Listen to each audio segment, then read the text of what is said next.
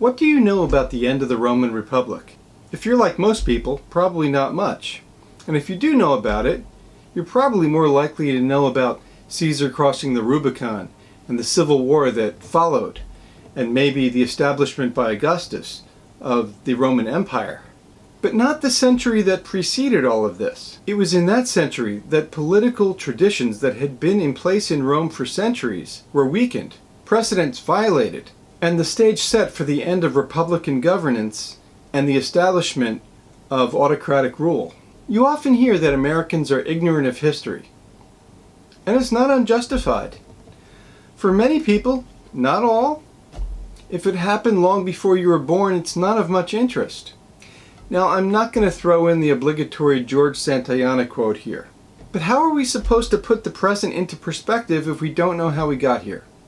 And if there are any patterns to history, and particularly if there are any perils we ought to be worried about, aren't we going to fail to be appropriately worried if we don't know about all the difficulties and disasters that got societies into trouble before? This isn't aimed at being political in any partisan sort of way. My main focus here is to advocate for education. Little of this history is being taught in high schools anymore, at least where I live, which is kind of a shock to me. The Founding Fathers were well aware of this history when they fought for independence from Britain and shaped the Constitution. But this isn't just about what's being taught in schools, because most adults don't know this history anymore, regardless of what was taught in schools to them and with what thoroughness. So the end of the Roman Republic, micro short version for a 5-minute video or however long this turns out to be. The Romans consolidated power in the Mediterranean in 146 BCE with their final victory over arch-enemy Carthage and its destruction, and with the absorption of the Greek peninsula as a Roman province. Governing themselves as a world power presented new difficulties. The relatively peaceful politics of the Roman Republic became strained.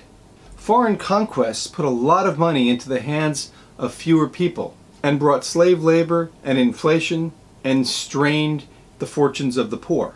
Many lost their lands and had to work for wealthy landowners who were buying up larger and larger tracts of land. The gap between rich and poor spread, and social dislocation increased. While Rome had no written constitution, it did have the mos majorum, or the ancient way of doing things. Part of this was a senate responsive to the wealthy, and assemblies responsive to the poor, and a system for maintaining some sense of balance and a status quo. Powerful men began to violate the traditions that had prevailed for centuries. Increasingly, violence became a political tool in Rome, and men of great power and resources came to dominate the Roman state. In its early centuries, Rome had been ruled by kings, but they had rejected the monarchy some 400 years before. Throughout the kings, and ever since, had vigorously opposed even the whiff of monarchical aspirations. I'm just going to touch on the barest details. There are more resources in the description.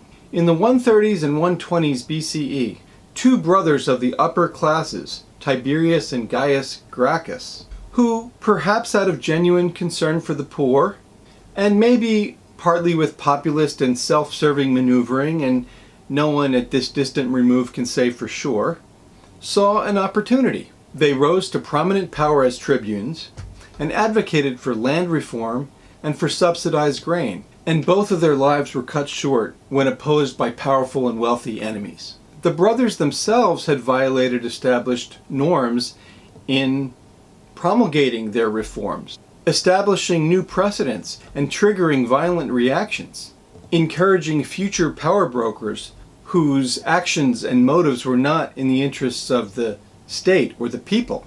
Marius followed, a general whose military reforms, though necessary, led to an increase in power of the generals and loyalty of the soldiers to the general instead of to the Roman state. And then Sulla, a leading general in the generation before Caesar, assumed the mantle of dictator of Rome.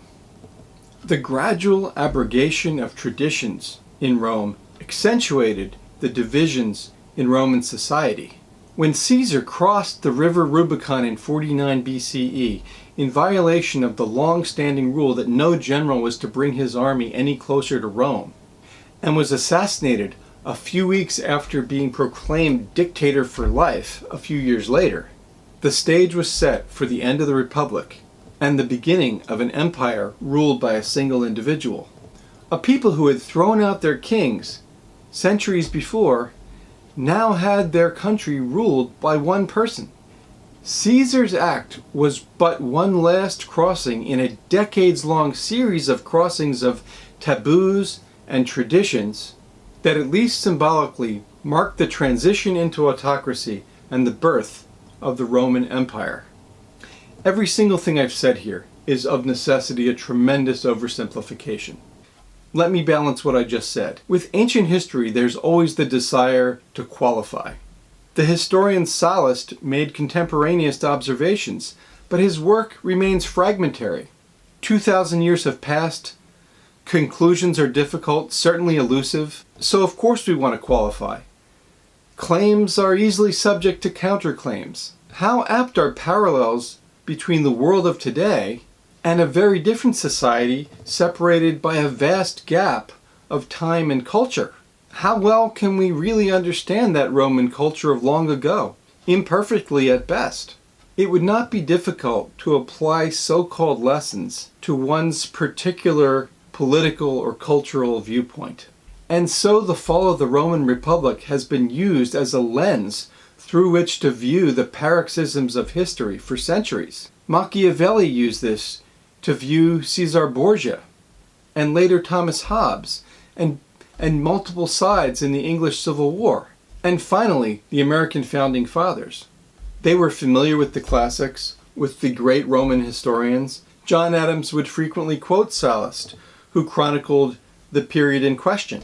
Alexander Hamilton cited a Roman parallel, warning in the Federalist Papers of, quote, "men who have overturned the liberties of republics, commencing as demagogues and ending as tyrants," unquote.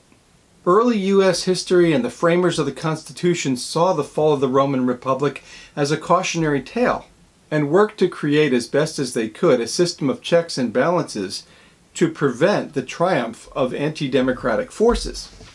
In retrospect, the end of the Roman Republic can appear an inevitable chain of events leading to breakdown and autocracy. But the principals had no distant perspective from which to view their actions.